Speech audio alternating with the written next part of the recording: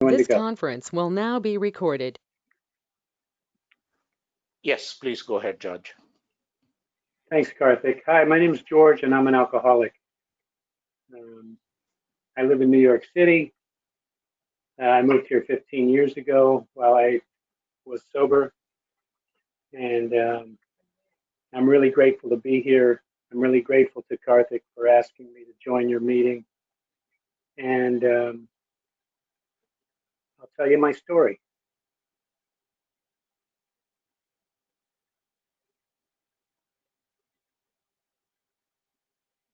Should I speak longer, Karthik, before you translate? Yes. I can just translate this, but you can definitely speak longer from next time. Okay. ఆయన పేరు George అండి. ఆయన ఇప్పుడు New York నగరంలో ఉంటున్నారు. ఆయన 15 ఏళ్ల క్రితం న్యూయార్క్ వచ్చారు. సోబర్గా ఉన్నప్పుడే న్యూయార్క్ వచ్చారు. మనకి ధన్యవాదాలు చెప్తున్నారు ఈ మీటింగ్ పిలిచినందుకు. ఇప్పుడు ఆయన కథ ఆయన చెప్పారు. Go ahead. Okay. Well, as I said, I'm an alcoholic. I didn't always think I was an alcoholic. I didn't even think I was an alcoholic when I eventually checked myself into a rehab in the state of California, where I lived when I was 38 years old.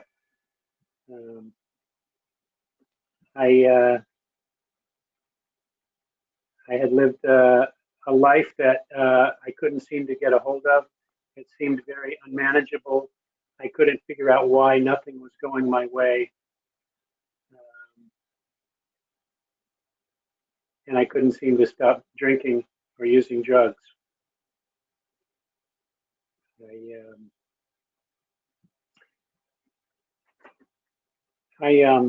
I'll just start at the beginning and just tell the basics of my story, and then I'll let you know what happened as soon as I came into Alcoholics Anonymous. I was born in the central part of the United States in Illinois.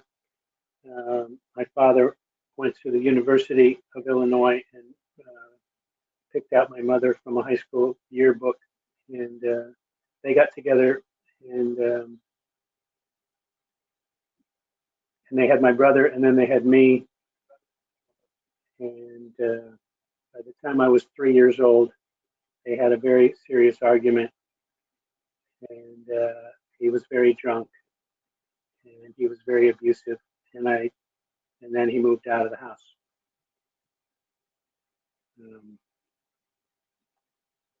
I remember standing at the top of the stairs. I can picture myself with my hands on the railing, having been awoken from sleep to this loud argument that was taking place downstairs, and then the door slammed, and that was it. My father moved away.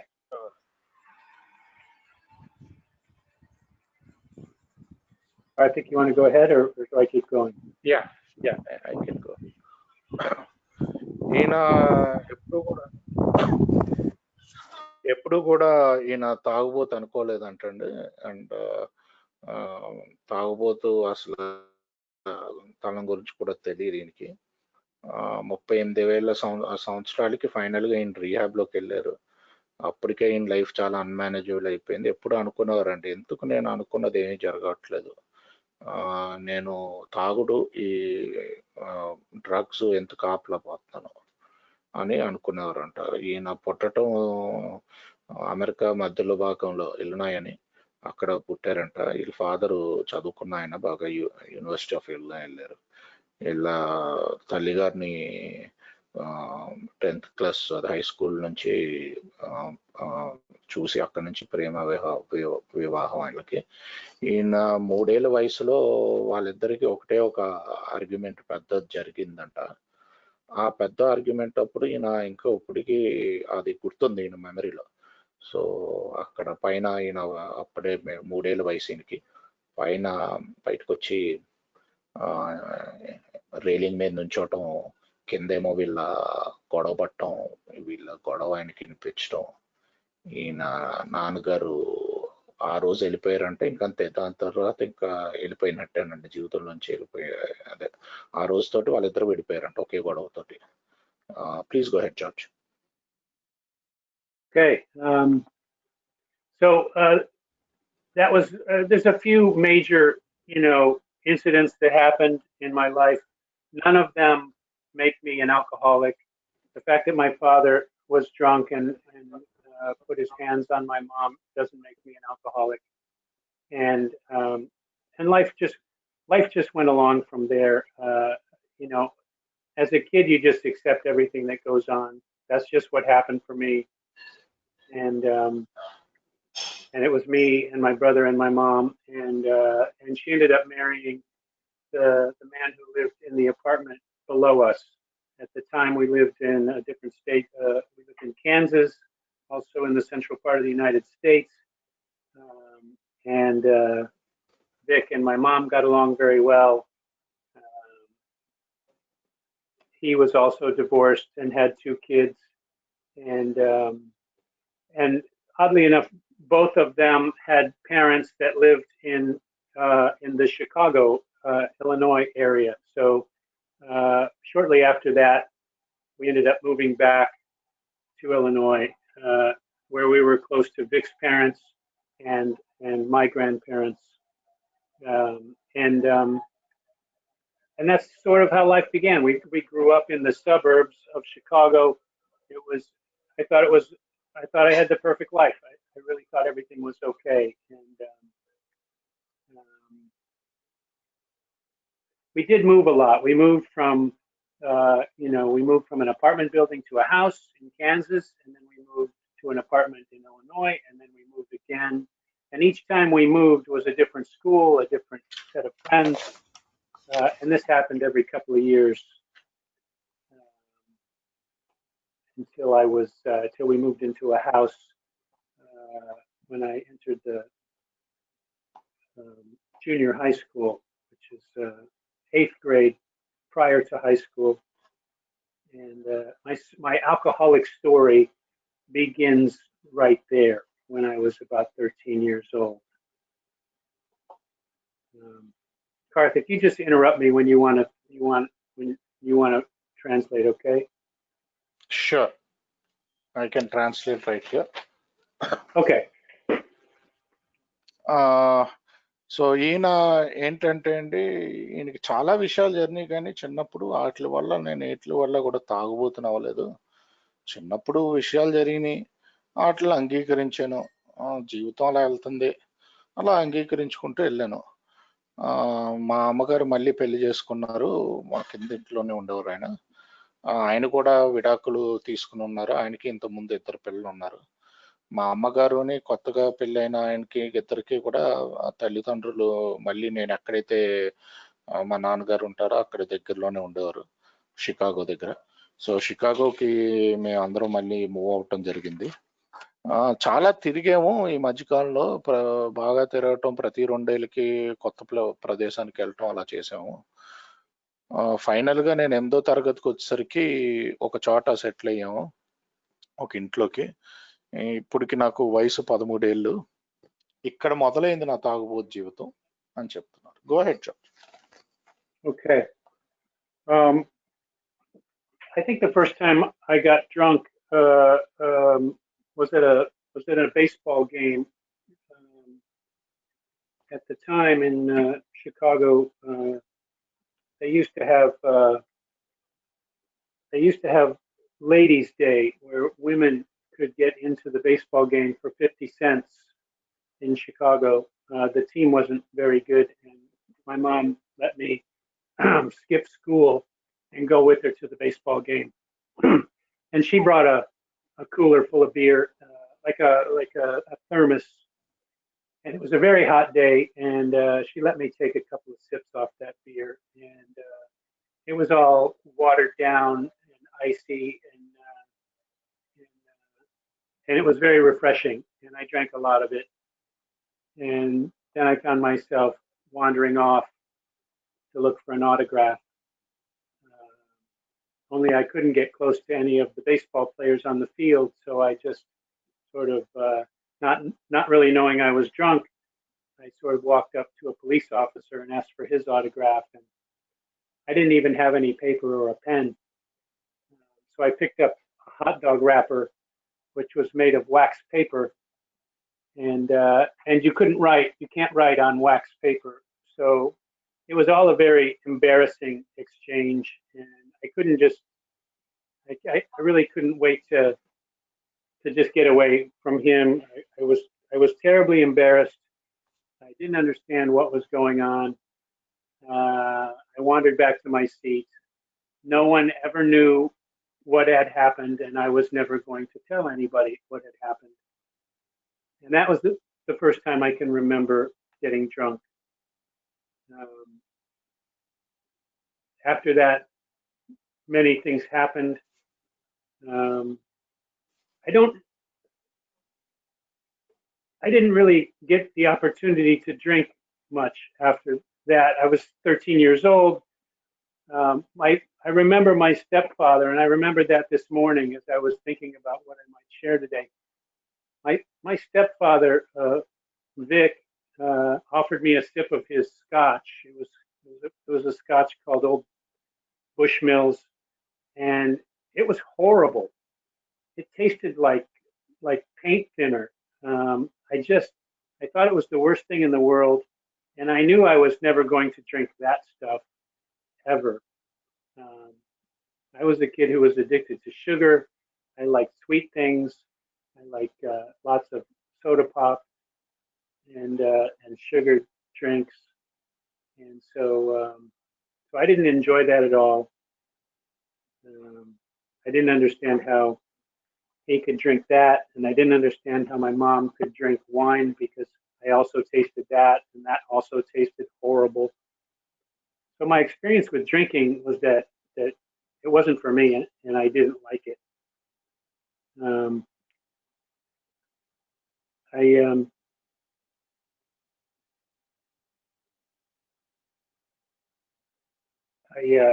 I found myself smoking a lot of marijuana when I was a kid because I could do that, and it seemed to be available all the time.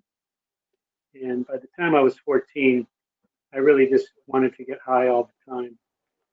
And occasionally, I had friends who were encouraging me to drink, so we would sneak drinks out of all the bottles in the house. And I also discovered, oddly enough, sex at that time. One of my brother's girlfriends came over looking for him, and he wasn't around, but she ended up taking me in the bedroom. And before I knew it, I had had sex at 14 years old, and I didn't even know what was going on. It was very shocking and surprising, and I immediately became overly obsessed with doing that for as long as I can remember. Um, All I right. even had a. Oh, go ahead.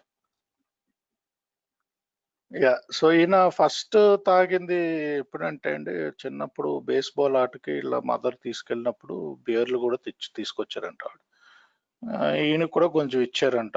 ఇచ్చినప్పుడు ఈయన కొంచెం ఎక్కువే తాగేసి అందరి దగ్గర ఆటోగ్రాఫ్లు ఆడడానికి వెళ్ళారంట. అలాగే ఒక పోలీస్ ఆఫీసర్ ఉంటే ఆయన దగ్గర కూడా ఆటోగ్రాఫ్ ఆడడానికి వెళ్తే అక్కడ ఆయన అప్పుడు ఆయనకి తెలిసింది ఏంటంటే ఆయన దగ్గర పెన్ను లేదు, పేపర్ లేదు.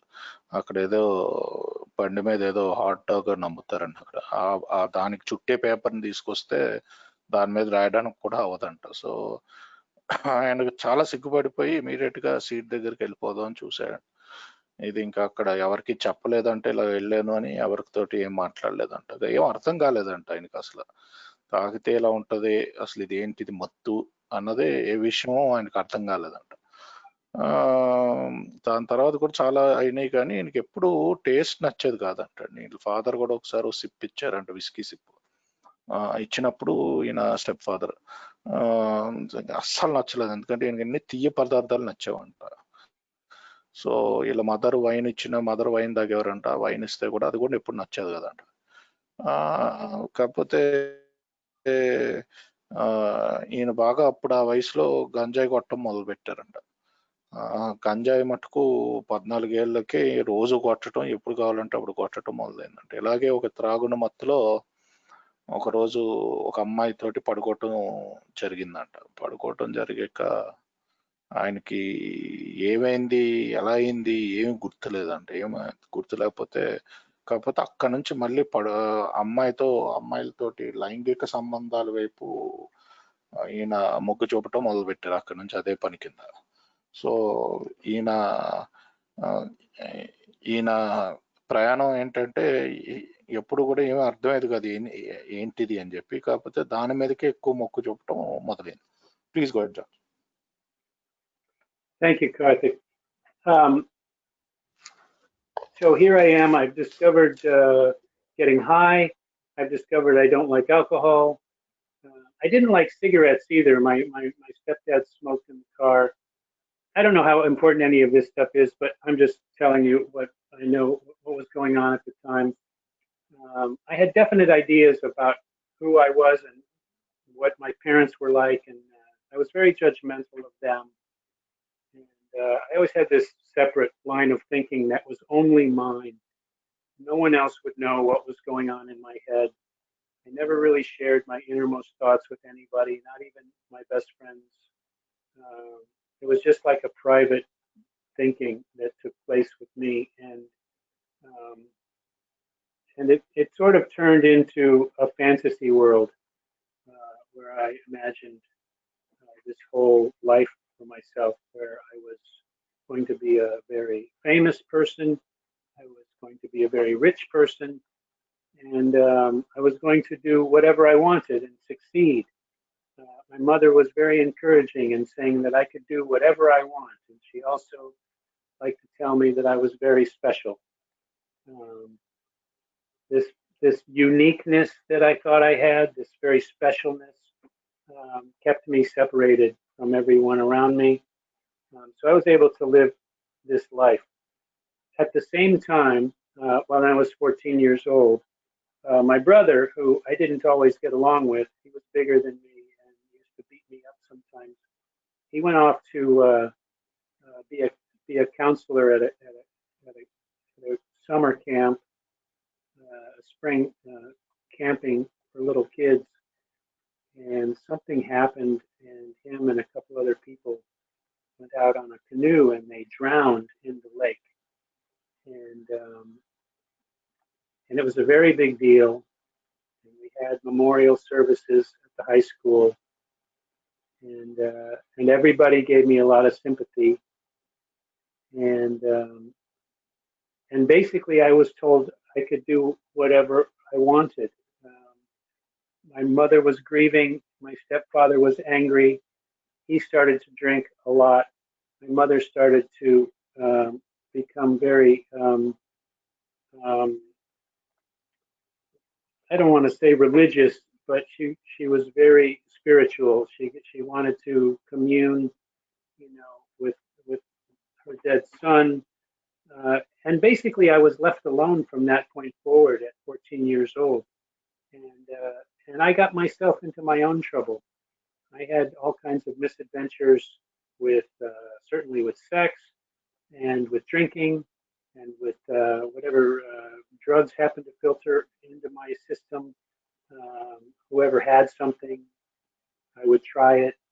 Um, and I could mostly get away with it. My mother worked at night. She was an actress and she performed on the stage. And so she was gone in the evenings a lot of the time. And my stepdad and her were working their way to not being together anymore. And as it turns out, by the time I graduated high school, they weren't getting along at all. The house was very uncomfortable, and I couldn't wait to leave. Um, I didn't like my parents, and I decided to move out to California. I didn't realize that that was what we call in Alcoholics Anonymous a geographic. I was just running away from my problems.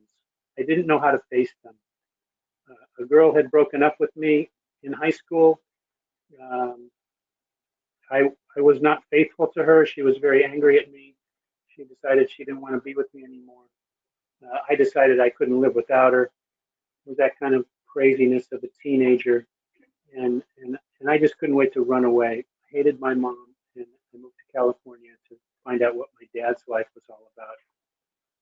And what I had found with my dad was that he had remarried, He had a new wife. He had 2 new kids, and he was doing the same thing to them that he did to me and my brother and my mother. He was a successful radio announcer, but he was also drinking too much and occasionally being abusive. And they eventually broke up. Uh, I went to college for a year.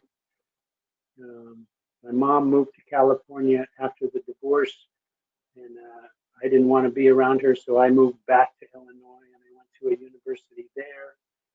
And all this while, I kept drinking and drinking and drinking. I didn't have any supervision anymore. I felt like I could do whatever I wanted, and I did lots of drugs, and I did lots of drinking, and eventually I drank my way out of college. I was also interested in becoming an actor, so I was doing a play in college. Because I had such a rich fantasy life, I thought I was going to be a very famous actor, of course. And but I was sort of failing at some of the other classes, and it looked like I wasn't going to make it. So before they could say you're kicked out of school, I decided I'm just going to move out to Hollywood and become a famous actor. And that's what I did at 20 years old. I just packed up my car and I drove to California. And I'll let you translate that and think about this some more. Right. So ఈయన ఏంటంటే వీళ్ళ తల్లిదండ్రులు మీద చాలా ఎప్పుడు వాళ్ళని తప్పులు పడుతూ ఉండేవారు అంటండి వాళ్ళు చేసే వాటికి. ఈయన బుర్రలో ఏం జరుగుతుందో ఎవ్వరికి ఎప్పుడు ఏం చెప్పేవారు కాదంటండి. ఈయన క్లోజ్ ఫ్రెండ్స్ కూడా ఈయన బుర్రలో ఏం ఆలోచిస్తున్నాడో అర్థమయ్యేది కాదంట. ఈయన ఎప్పుడు ఒక ఊహా ప్రపంచంలో ఉండేవాడంట. ఏంటంటే నేను చాలా డబ్బులు సంపాదించేస్తాను, చాలా పేరు ప్రఖ్యాతులు సంపాదించేస్తాను, నాకు ఏం కావాలంటే అది చేస్తాను అప్పుడు అని. వీళ్ళ అమ్మగారు కూడా ఎప్పుడు అదే అన్నవారంట, నువ్వు చాలా స్పెషల్ రా, నువ్వు ఏది కావాలంటే అది చేసుకోవచ్చు అని చెప్పి. సో అది ఈయనకి పడిపోయి నేను స్పెషల్ అనుకుని ఈయన వేరే వాళ్ళ నుంచి దూరం పెరగటం మొదలుపెట్టింది. ఈయనకు ఒక అన్నయ్య ఉండేవారండి. ఆయన ఏదో క్యాంప్కి వెళ్తే అక్కడ పడిపోయి అదే మునిగిపోవటం జరిగింది, నీళ్ళల్లో పడి మునిగిపోయి చనిపోవటం జరిగింది. అది చాలా పెద్ద వీళ్ళ కుటుంబానికి కదిపేసిన విషయం. అందరూ వచ్చి ఈయనకి సానుభూతులు చెప్పారు. వీళ్ళ అమ్మగారేమో చాలా ఏంటంటే శోభపడి బాగా అప్పుడు కొంచెం ఏంటంటే ఈయన కొడుకు అదే ఈయన అన్నయ్య యొక్క విషయంలో కొంచెం ఆధ్యాత్మిక వైపు మొగ్గు చూపారు. ఇలా నాన్నగారేమో అప్పుడు ఇంకా త్రాగటం ఎక్కువ చేసి ఎప్పుడు గొడవలు అవుతూ ఉండేవి. అమ్మగారేమో యాక్ట్రెస్ అండి, అంటే స్టేజ్ యాక్టింగ్ బాగా చేసేవారు. సో రాత్రులు ఉండేది ఎక్కువ ఆవిడకి పని. నాన్నగారు అమ్మగారికి గొడవలు మొదలవటం మొదలుపెట్టినాయి, అంటే ఈయన స్టెప్ ఫాదర్కి, పెప్పుడు తండ్రికి, ఈయనకి, అదే ఇలా అమ్మగారికి. సో ఏంటంటే ఇలా ఇంకా ఈయనకి నచ్చటం అదే ఈయనకి నచ్చట్లేదు అన్నమాట వీళ్ళ గొడవలు. సో మళ్ళీ వెళ్ళిపోయారు ఇక్కడ నుంచి కాలిఫోర్నియాకి. ఈయన అదే చెప్తున్నారు, ఏంటంటే బాబు ఇది ఏలో చెప్తారు, నా సమస్యలు నేను ఎదుర్కోకుండా అక్కడి నుంచి పారిపోవటం. సో ఏంటి నేను అప్పుడులోనే అలా పారిపోయేవాడిని, నాకు ఏదైనా నచ్చకపోతే అలా పారిపోయాన్ని. నాకు హై స్కూల్లో కూడా ఒక అమ్మాయితో ప్రేమించాను, అమ్మాయి నన్ను దాని తర్వాత కొన్ని రోజులు ఉన్నాక అమ్మాయి నేను విడిపోవటం జరిగింది, అది కూడా నేను భరించలేకపోయాను, ఏదో యవనంలో అమ్మాయిలతో చచ్చిపోదాం అన్న ఉద్దేశాలు ఉండేవి. సో నేను కాలిఫోర్నియా మూవ్ అయిపోయాను మా నాన్నగారి దగ్గరికి. అప్పటికే మా నాన్నగారు ఇంకో పెళ్లి చేసుకోవటం, 2 పిల్లలు కంటాం. వాళ్ళని కూడా అలాగే ఆయన ఎక్కువ తాగేవాడు, తాగి వాళ్ళని కూడా బాగా వేధించేవాడు. ఆయన అప్పటికే పేరు పొందిన ఒక రేడియోలో అనౌన్సరు. సో అప్పుడు కాలేజ్ వెళ్ళటం మొదలుపెట్టాను. మా అమ్మగారు కూడా కాలిఫోర్నియా వచ్చారు. మొత్తం కాలేజ్ అంతా తాగాను. నేను కూడా ఏంటంటే యాక్టర్ అవుదాం అనుకున్నాను. సో ఎందుకంటే నేను బాగా డబ్బులు సంపాదించాలి, పేరు సంపాదించాలి, ప్రఖ్యాతులు సంపాదించాలి అని ఉండేది. సో యాక్టర్ అవుదాం అనుకుని నేను 20 ఏళ్ళకే మొత్తం పెట్టి వేడ సర్దుకుని కాలిఫోర్నియాలో హాలీవుడ్కి కార్లో వేసుకుని హాలీవుడ్కి ప్రయాణం మొదలుపెట్టాను. Yes, go ahead George. Thank you, Karthik. Because I wanted to be an actor, I thought I could take advantage of my mother. She had moved, when she moved to California, she was very successful and she got to be in a movie, a couple of movies, television show. And I automatically thought that I would be able to do the same thing and maybe she could help. I got to hang out with people in the Hollywood community, film actors and television and stuff. And I thought it was the life. I thought it was the life that I would get to live. And I remember getting to house sit for a famous director and take care of his house while he was away. My only job was to water his plants. He had a big, an entire yard of almost like a farm, a giant. And the problem was I was 20 years old and I was very irresponsible and I liked to drink all the time. So I didn't remember to water his plants. And of course, they all got dried up. And I don't think I'll ever forget the disappointment in this man's face when he came back to see that I hadn't taken care of his home the way he wanted and asked me to. But I was young. I would forget about that. I had made other friends. I just kept going forward. I had made friends with this older gentleman. He was a famous and very rich producer, and I liked to hang out with him. And we did lots of drugs. And he was somebody like a father figure to me because I had seen my dad, and my dad was this drunk that I was embarrassed about, and I didn't really like him, and I liked this other guy. So he became somebody who I thought would help me get to where I wanted to be. And I'm just going to tell this one story where I was working in a grocery store for and I was making a small amount of money, like $40 a day. And on my way home, someone in a car next to me in a limousine rolled down their window, and they offered me money to get into the limo with them. And I pulled over and I just thought like I'm going to check this out. And I went ahead and did that, and I was so excited about the experience. I couldn't wait to run and tell my friend about this. And we were together and I was so excited.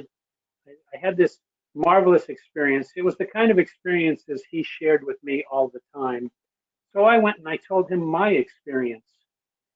And something bad happened. He looked at me. He was so disappointed. He kind of yelled at me and said, "What are you, some kind of a prostitute? I want you to leave now." And he never spoke to me again. So I just want to say, like, my brother left because he drowned. They never found my brother's body. My father left when I was 3. And now this gentleman who I had pictured as one of my best friends in the world was kicking me out. And I was like, 22 years old. And I didn't know what I was doing wrong. And all I could do was console myself by drinking more. Like, I didn't understand it. I thought, like, I have to start over. I'm going to change my life. I forgot about show business. I went to work, as at these other jobs. I always thought they were beneath me, but I started working as a messenger service, as a caterer, doing all these different things. Um, I got a girlfriend, and I thought like, well, this is just going to be my life, and and I was miserable, and I lived that way until I was about for the next few years, and little by little, I would hang on to other groups of friends I had made. We started doing lots of cocaine. I was drinking too much. I was doing cocaine, and I thought to myself, um, you know what? This is sort of getting out of hand. I always thought I had control over my drinking and drug use, but I decided I would just take a break. And just one night, I decided to take a break, and I didn't realize I didn't have control anymore. I couldn't take a break. A bell went off in my head.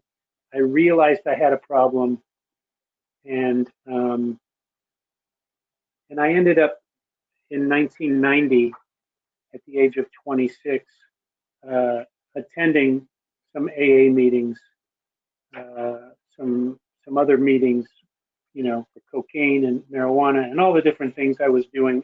I was just reaching out, trying to find out what was wrong with me, uh, and um, and I stopped for a few months. And after a few months went by,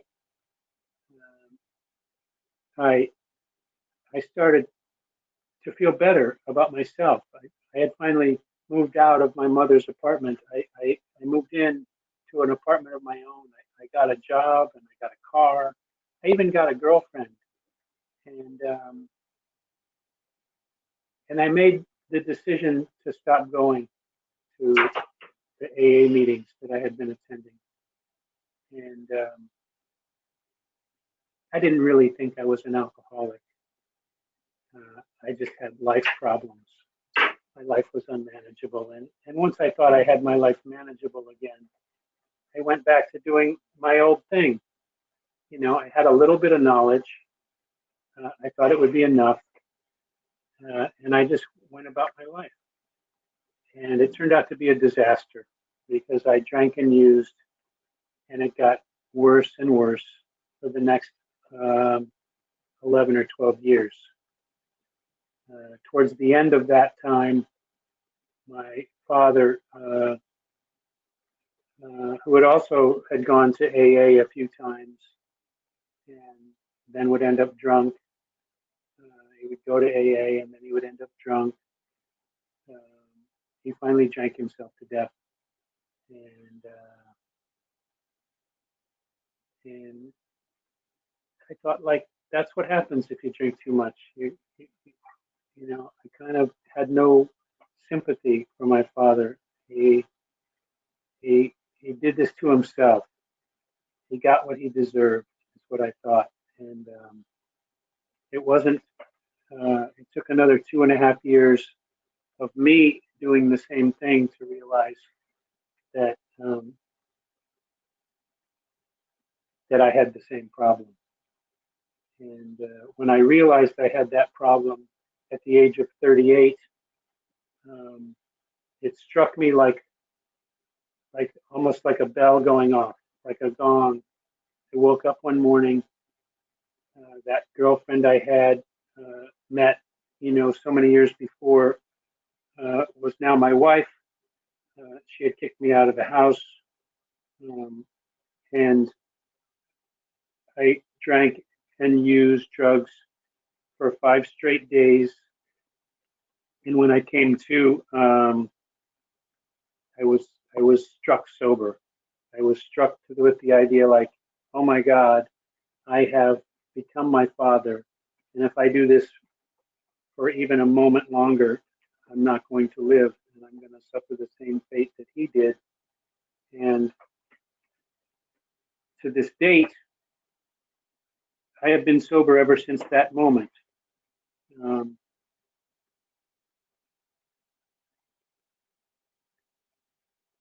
I All right. I asked, go ahead.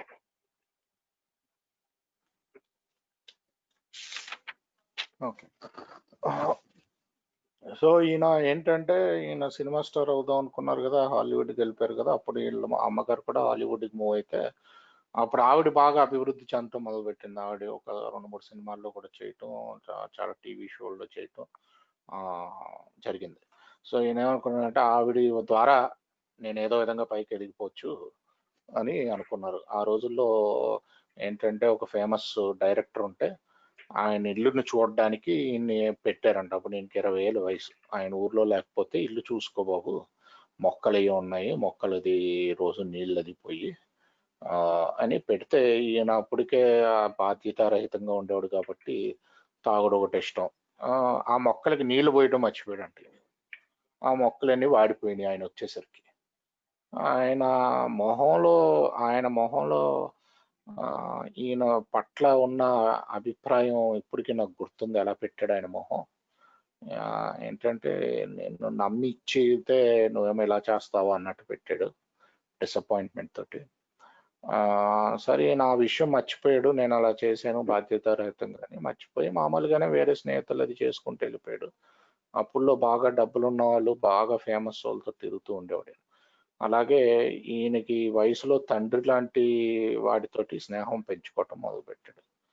ఏంటంటే ఆయన కూడా బాగా డబ్బులు, ఏంటంటే బాగా పెద్ద producer అనమాట, cinema producer. ఈయన ఫాదర్ అంటే ఎప్పుడు ఈయనకి ఇష్టం ఉండేది కాదు. సో ఈయన ఈ ఫేమస్ ప్రొడ్యూసర్లు ఈయన తండ్రిని చూసుకునేవారు. అప్పుల్లోనే చిన్న ఉద్యోగం చేసుకుంటుంటే ఓ రోజు ఈయన పక్కకి ఒక పెద్ద అదే లిమోజిన్, లిమోజిన్ అంటే మంచి పెద్ద కార్ అండి. ఆ కార్ వచ్చింది. వస్తే వాళ్ళు విండో దింపి కార్ ఎక్కుతావా నీకు డబ్బులు ఇస్తామంటే అసలు ఏంటిది ఎందుకు అడుగుతున్నారని చెప్పి లోపలికి వెళ్ళిపోయాడు. లోపలికి వెళ్ళిపోయి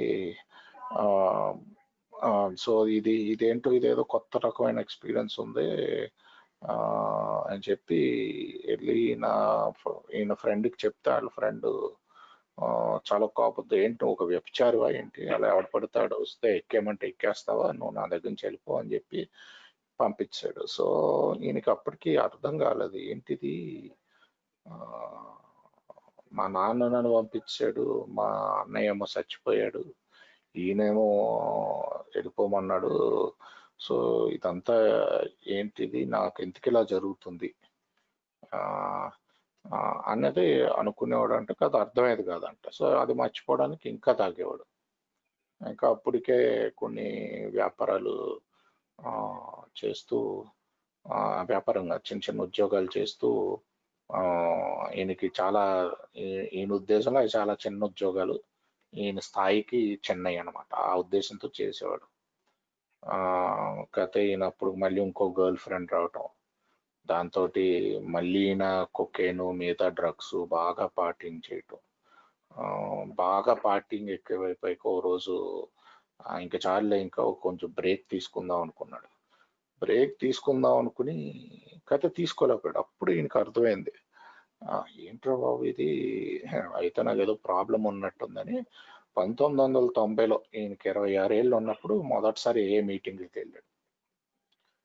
వేరే వేరే ఫెలోషిప్లకు కూడా వెళ్ళాడు, ఎందుకంటే వేరే ప్రాబ్లమ్స్ కూడా కొన్ని నెలలు ఆపగలిగాడండి. నాకు కొన్ని నెలలు ఆపగలిగి దాని తర్వాత అంతా బాగుండి ఈయనకు చిన్న ఉద్యోగం వచ్చి అమ్మగారు అపార్ట్మెంట్ నుంచి బయటకు వచ్చేసి ఈయన సొంత అపార్ట్మెంట్ తీసుకుని ఒక కారు ఒకటి కొనుక్కుని మళ్ళీ గర్ల్ ఫ్రెండ్ వచ్చింది జీవితంలో. ఇవన్నీ వచ్చేసరికి ఆపేసి నాకేమీ ప్రాబ్లం లేదులే, నేను త్రాగుబోతుని కాదు, ఇవన్నీ జీవితంలో మామూలుగా ఉండే సమస్యలే, జస్ట్ అన్మేనేజబుల్ అంతే, నేను కొంచెం మేనేజ్ చేసుకోలేని జీవితం, తాగుబోతునైతే కాదని బయటకు వచ్చాడు. సరే కొంచెం ఈయనకి కొంచెం నాలెడ్జ్ వచ్చింది తోటి, అది సరిపోద్ది అనుకున్నాడు. తెలుసు కదా నాకు ఇప్పుడు కొంచెం త్రాగుబోతున్నాను వచ్చి చాలే అని వచ్చాడు. కాకపోతే అదన్నిటికంటే ఈయనకి పెద్ద ఈయన జీవితం చెత్తలా తయారైంది. నెక్స్ట్ 11 ఏళ్ళు తాగుతూనే ఉన్నాడు. ఈ నాన్నగారు కూడా ఏంటంటే ఏఏకి వెళ్ళేవారంట, మళ్ళీ రిలాప్స్ అయ్యేవారంట, ఫైనల్గా తాగుతూ చచ్చిపోయారంట. సో అప్పుడు ఈ నాన్నగారు పోయినప్పుడు అనుకున్నారంటే ఈయనకి అవ్వాల్సింది అయ్యింది, తాగుబోతులకి ఇలాగే అవుద్ది, ఈయనకి ఏదైతే చేసుకున్నాడో దానికి సరిగ్గానే వచ్చింది అని ఈయన అస్సలు కొంచెం కూడా జాలి చూపించలేదంట ఈ నాన్నగారు.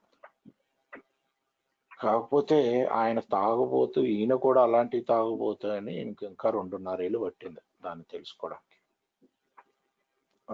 38కి ఈయనకి కరెక్ట్గా అర్థమైంది. ఏంటంటే అదొక బెల్లులో రింగ్ ఏంటంటే ఒక రోజు పొద్దున్న ఏమైందంటే అప్పుడు నా పాత గర్ల్ ఫ్రెండ్ని అప్పుడు పెళ్లి చేసుకున్నాను.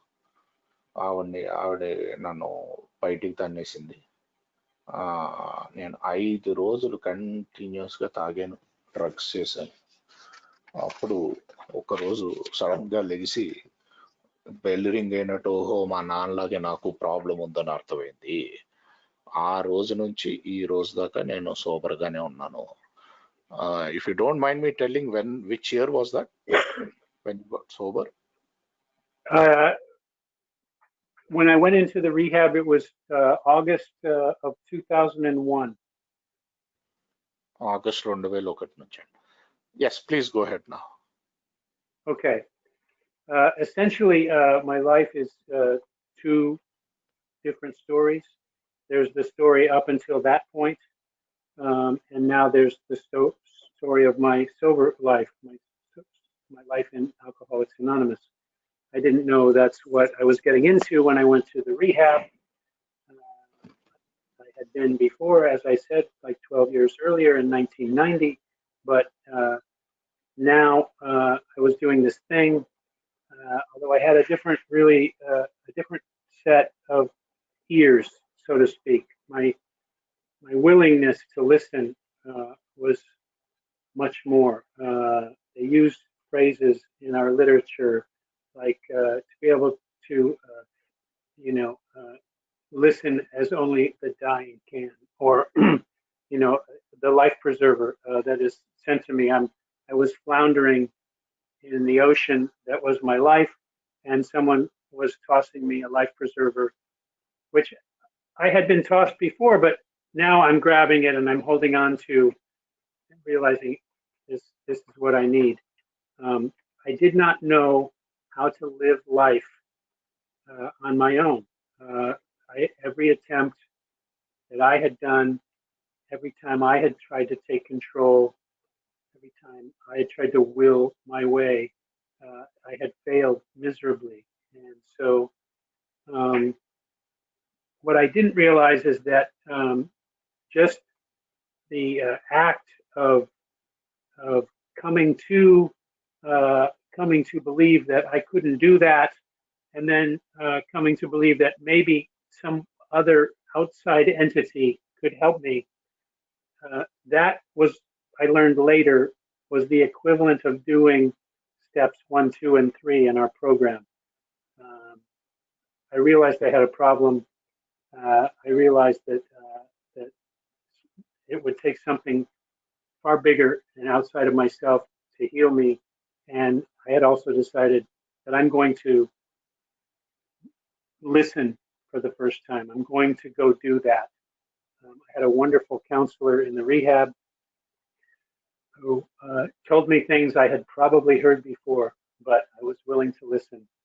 And after a few weeks in the rehab, I started to get a clear head because I wasn't taking in drinking and I wasn't doing drugs for really the first time in my life. And by the time I had 4 weeks, maybe 28, 29 days in the rehab, he said it's time for me to go home, try to go back to the life I had before. I went into a sober living for a month. It was a bunch of guys all in this one big house. We paid a fee to live there, and we continued to do sober things. And I discovered Alcoholics Anonymous meetings, which my counselor recommended that I go to immediately and every day.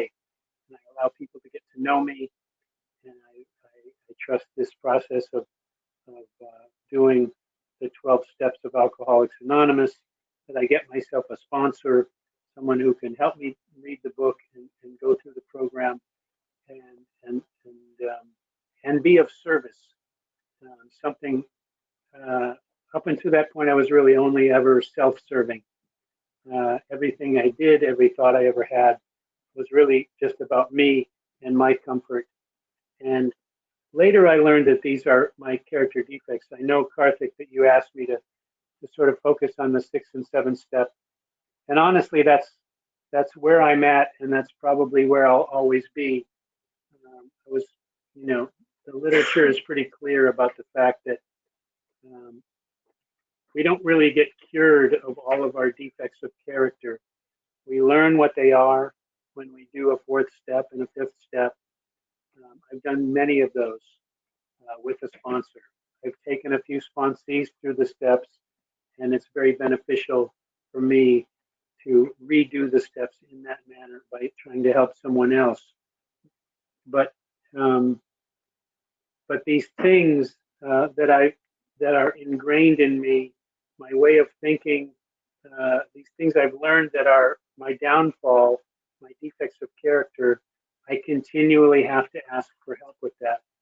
It's interesting that you opened the reading with that daily reflections. Um, that reading today is about the 5th tradition, um, because it's the end of the 5th month of May. That's they start doing that. But tomorrow and for the next couple of weeks, the daily reflections will be talking about the 6th step because it's June. It's the 6th month, and one of the things that it says in a few days, we'll talk about letting go of our old selves. And that's what this process is, of, of, of learning who I am and can be as a sober individual, as someone who's no longer, so to speak, doing things with my will. My wants and desires have been put aside a little bit, and depending on the day, I'd say, tongue in cheek, always depending on the day, depending on my spiritual condition. I try to do my best to make myself available to be helpful to other people. This has taken a long time. It doesn't happen overnight.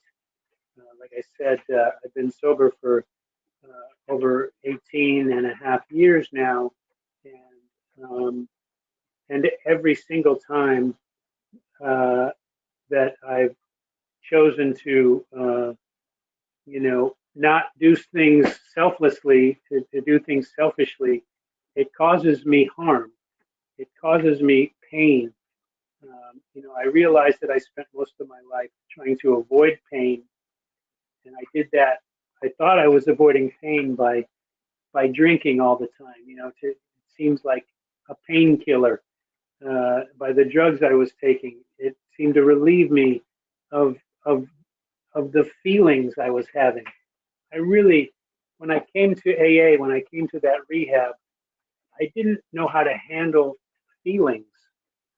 If I ever had one, if I was ever a little bit angry or a little bit sad, I always just smoked some drugs or drank some alcohol to make that feeling go away. So at the age of 38, I really didn't know how to experience feelings. I thought I was broken. It's been a long process, but I've learned how to love other individuals. Um, this will probably be about the time to wrap up because I know we're running out of time, Karthik. So I will just say this: my life is on a completely different course. It's not where I thought it would be. If I told you the life I have now, if I told myself the life I have now 20 years ago, I wouldn't want anything to do with it. Next week, if as we say here, God willing, I will be ordained in a interfaith seminary school. That's just where my life has led. I've been doors have been open for me. I've chosen to walk through some of them. Sometimes I've done that kicking and screaming, but I'm looking forward to next Saturday to being ordained as a minister in this interfaith church. None of that has to do really with AA, but it sort of does. It's where my life has led. I'm also in a relationship with a fantastic woman that I met inside of Alcoholics Anonymous about 11 years ago, and we have grown together. I've had to learn how to do that in this program. The process of getting rid of my defects of character is never going to end. I will always have them. As long as I stay sober and keep working at it, I think I will be able to. My goal now is just emotional sobriety. I have physical sobriety. That's a wonderful thing. And everything that I have right now will go away if I stop having physical sobriety. But to really find the enlightenment I'm looking for, I want to be emotionally sober. I want to travel this life. I want to help other people. And I don't know, it's an awkward transition to wrap this up, Karthik, but I really appreciate that you've asked me to do this. I hope I said something that has helped somebody, and I'm really looking forward to hearing what anybody else has to say. I think that's all I have for right now. I'm really grateful to be here. Thank you. If you want, you can take more time, but that's fine if you want to end it. Oh, well, go ahead and translate that part and I'll see where I'm at. Okay. ఏంటంటే అండి, ఏకి రాకముందు ఒక జీవితం అయితే ఏకి వచ్చాక ఇంకో జీవితం. ఈసారి వచ్చినప్పుడు ఇంతకుముందు కూడా వచ్చాను, కాకపోతే ఈసారి వచ్చినప్పుడు కంప్లీట్లీ వేరే చెవులతో వచ్చాను. నేను వినడానికి పూర్తిగా ఇచ్చ చూపించాను. విల్లింగ్నెస్ విపరీతంగా పెరిగింది. ఆ బిగ్ బుక్ లో ఉండే వాక్యాలు అవన్నీ వినటం మొదలు పెట్టాను. బిగ్ బుక్ లో ఉంటది ఏంటంటే, ఇది సముద్రంలో మునిగిపోతున్న వాడికి ఏంటంటే ఒక అదే ఒక జీవితాన్ని రక్షించడానికి ఎవరో వేస్తారు కదా, అలాగా అది పట్టుకుని బయటికి రావడానికి ఉపయోగపడింది నాకు. ఇంత ముందు కూడా వేశారు నాకు జీవితానికి రక్షలాగా ఏ వాళ్ళు, అయితే ఇంతకుముందు పట్టుకోలేదు, ఈసారి పట్టుకున్నాను. ప్రతిసారి కూడా నా సెల్ఫ్ నన్ను ఓడించింది. జస్ట్ ఈ నమ్మకానికి రావటం, ఇలా సెల్ఫ్ తోటి వెళ్తే పని చేయదు, ఇంకొక ఏదో ఒక పవర్ పట్టుకోవాలి నేను అన్న నమ్మకానికి వచ్చాను. రావటంతో నాకు 1, 2, 3 స్టెప్స్ అయిపోయినట్టు. అది నాకు అలా ఈసారి అలా జరిగింది.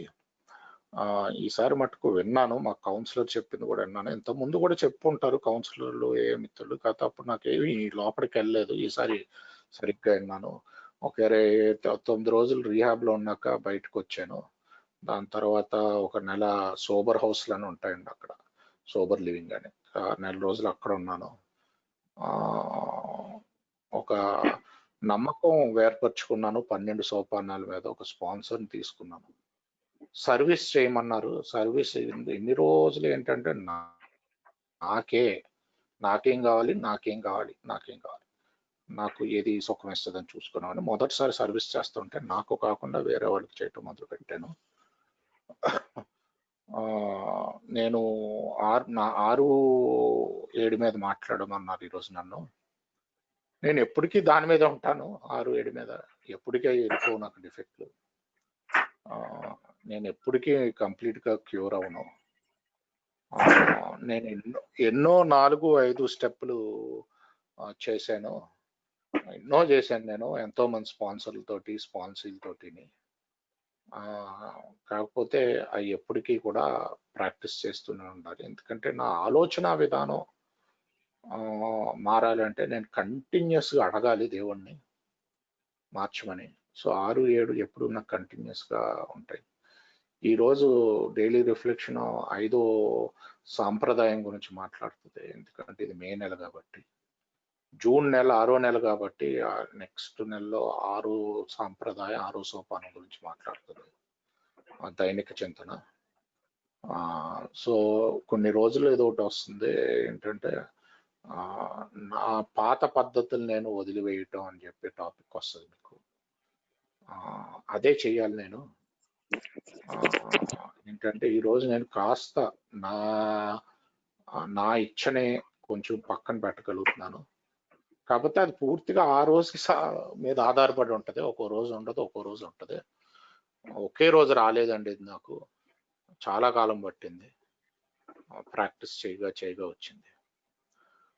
కాకపోతే ప్రతిసారి నేను ఎప్పుడైతే స్వార్థం చూపించానో ప్రతిసారి కూడా నాకు మిగిలింది బాధే, నన్ను నేను బాధించుకోవటమే.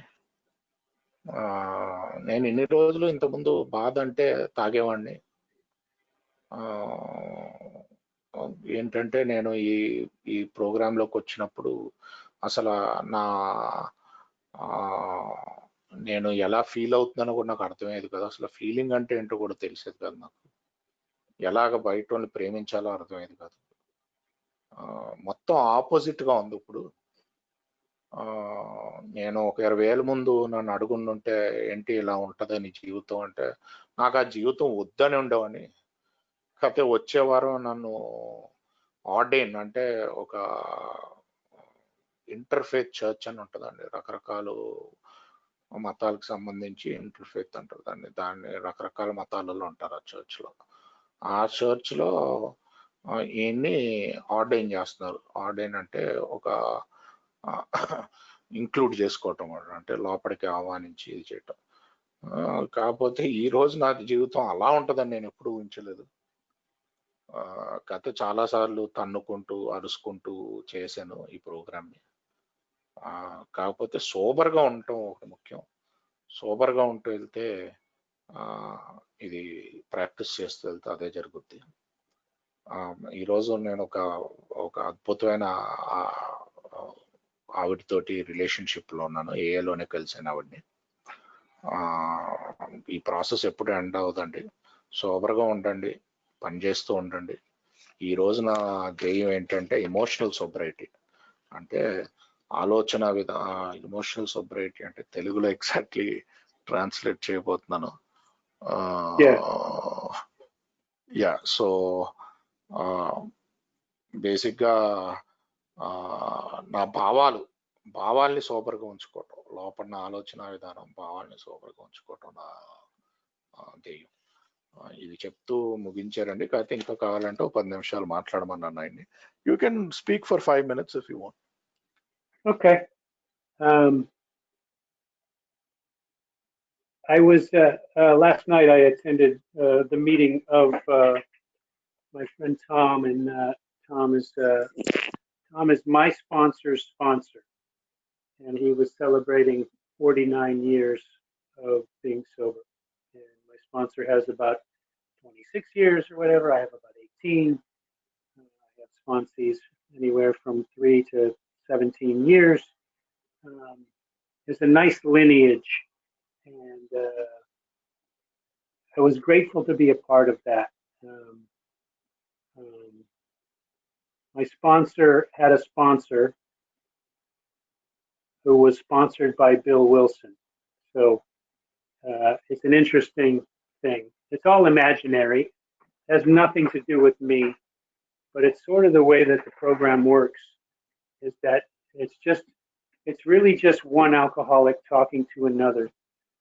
I have a friend on this call that I've been able to have a bond with, and he no longer lives in the New York area. We used to attend meetings together, but we've stayed friends, and we go to an annual event where we meet up and rejoin. I'm very grateful for, sometimes you have to look on the positive side. This global pandemic has made it possible for me to travel all over the world to AA meetings. I got sober in Los Angeles. I live in New York.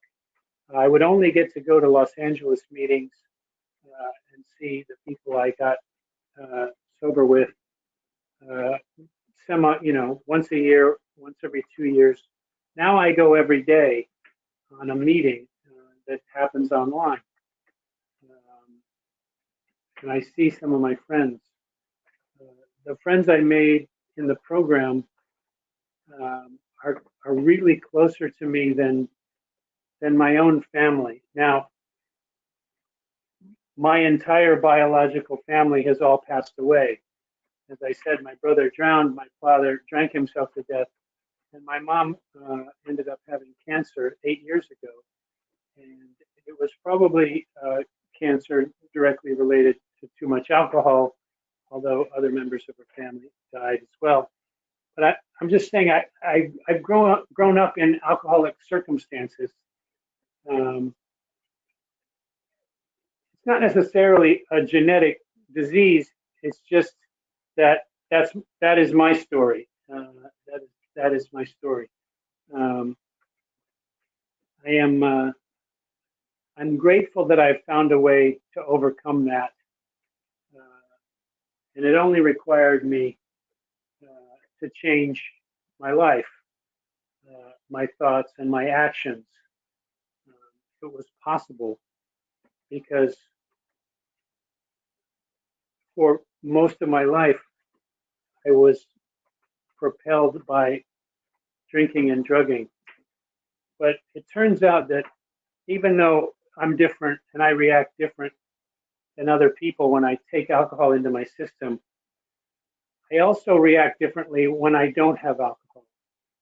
I believe I'm an alcoholic because of the way I feel when I'm not drinking. I feel out of control and crazy. And what the program has taught me is that I can use the program the way I used alcohol. I can drink in the program and take it on fully. And as the book tells me, I will have a life beyond my wildest dreams. I will enter into the fourth dimension, whatever all those, magical words say. I've been able to do that. I've also been able to just experience my life on a real level, at a heart level. We have a thing in here called the language of the heart that sort of cuts through all of my, defects and gets right to the heart of the matter. It allows me to stop feeling separate from someone else and feel a part of. I came in here as a separate and special and unique individual. I'm really just an everyday garden variety, drunk, drug addict, alcoholic. And I hear my story every time I listen to one of you tell your story. I hope I've been able to do that for you, and that we can all identify with each other, that we have this problem, and that there is a cure for it. It just only gets, it only happens on a day at a time basis. I only get 24 hours of the cure, and then I have to take it again tomorrow. But Karthik, I want to thank you again for just keeping me sober for this day, and I look forward to what the future has for all of us. Thank you. Sure. So ఈయన ఒక 3 రోజుల ముందే ఇలా sponsor meeting attend అయ్యారండి. ఆయనకి 49 ఏళ్ళు సొబ్రైటీ అంట. ఈయన స్పాన్సర్ కూడా చాలా ఏళ్ళు ఉంది. ఈయన స్పాన్సీస్ లో కూడా ఈయనకి 18 ఏళ్ళు సొబ్రైటీ. స్పాన్సీస్ లో 3 నుంచి 17 ఏళ్ళు సొబ్రైటీ ఉన్న వాళ్ళు ఉన్నారంట. వీళ్ళ స్పాన్సర్ బిల్ డబ్ల్యూ గారు అంట. సో డైరెక్ట్ గా ఏంటంటే మనం అలాగ పంచుకుంటూ వెళ్తే డైరెక్ట్ గా బిల్ డబ్ల్యూకే ఉంటుంది ఎప్పుడు లింక్, బిల్ డబ్ల్యూకైనా బాబుకైనా, ఎందుకంటే వాళ్ళిద్దరే కదా స్టార్ట్ చేసింది. సో వీళ్ళు వాళ్ళ స్పాన్సర్ గారు బిల్ డబ్ల్యూ. సో ఈయనకి చాలా మంది ఫ్రెండ్స్ అంట ఫెలోషిప్ లో. అట్లీస్ట్ ఒకసారి కలుస్తారంట క్లోజ్ మిత్రుల్ని. ఇది కరోనా రావటం వల్ల మంచి చెప్పుకోవాలంటే ఏంటంటే చెడులో కూడా మంచి చూడమంటారు. అలా మంచి చూడాలంటే నేను మామూలుగా ఎల్ఏలో లాస్ ఏంజలస్ లో సోబర్ అయ్యాను. అక్కడ వాళ్ళని కలవటం నా మిత్రుల్ని ఎప్పుడో సంవత్సరానికి ఒకసారో లేకపోతే 2 ఏళ్ళకి ఒకసారో జరుగుద్ది. దీనివల్ల నేను ప్రతిరోజు ఆన్లైన్ మీటింగ్ లో కలుస్తున్నాను వాళ్ళని. నాకు ఏలో మిత్రులు అప్పుడప్పుడు ఫ్యామిలీ కంటే క్లోజర్. మా ఫ్యామిలీ ఎవరో లేరు ఇప్పుడు. మా ఫాదర్ ఎప్పుడో పోయారు తాగుబోతనంతో. మా బ్రదర్ ఏమో పోయారు నెలల్లో మునిగి. మా మదర్ 8 ఏళ్ల క్రితం క్యాన్సర్ వచ్చి పోయారు. అది కూడా ఆల్కహాల్ వల్లే వచ్చింది. కాకపోతే ఇదేమి వంశపారంపరంగా వచ్చేది అని కాదండి. కాకపోతే నా కథ అలా జరిగింది. కాకపోతే నేను ఈరోజు చాలా గ్రేట్ఫుల్ ఉన్నాను. అంటే చాలా కృతజ్ఞతని. ఇది అలాంటి జీవితం నుంచి వచ్చినందుకు. అది ఎలా వచ్చాను అంటే నా జీవితాన్ని మార్చుకున్నాను. నేను ఎలా ఆలోచిస్తానో ఆ విధానాన్ని మార్చుకున్నాను. నా కార్యాచరణ మార్చాను. ఇంతకుముందు ఎలా ప్రవర్తించానో దానికి ఆపోజిట్ గా ప్రవర్తించాను. నేను ఈరోజు నమ్ముతాను నేను ఆల్కహాలిక్ అని. ఎందుకంటే నేను ఆల్కహాల్ లేకుండా పిచ్చోళ్ళలో ప్రవర్తిస్తాను. అందుకని నేను ఈరోజు ఆల్కహాలిక్ అని నమ్ముతాను. ప్రోగ్రామ్ ని వాడతాను ఆల్కహాల్ బదులు. మన పుస్తకంలో ఏవేవైతే ఉంటాయో 4 డైమెన్షన్ అని, జీవితం నా ఎన్ని ఊహల కంట మించి ఆనందంగా గడుస్తుంది, అవన్నీ కూడా అనుభవిస్తాను నేను. నేను ఈరోజు నేను ఎప్పుడు చిన్నప్పుడు నేను ఏదో స్పెషల్ అనుకునేవాడిని, నేను వేరు అనుకునేవాడిని, వీళ్ళల్లో కాదు అనుకునేవాడిని. ఈ ఏఏకి వచ్చాక నేను అలాగా వేరు కింద ఉండటం మానేశాను. అది పోయింది. నేను అందరిలాగే మామూలు తాగుబోతుని అని అర్థమైంది. మనందరికీ కూడా ఈ ప్రాబ్లం ఉండొచ్చు. కేవలం 24 గంటల ప్రోగ్రాము. ఈ రోజుకి నాకు షేరింగ్ ఇచ్చినందుకు థ్యాంక్ యూ. నన్ను ఈ రోజుకి సూపర్ గా ఉంచినందుకు థ్యాంక్ యూ అని చెప్పారు. Thanks a lot. Thank you George. Thank you for sharing your experience, strength and hope. I'm going to stop the recording now and we'll open the floor for Q&A.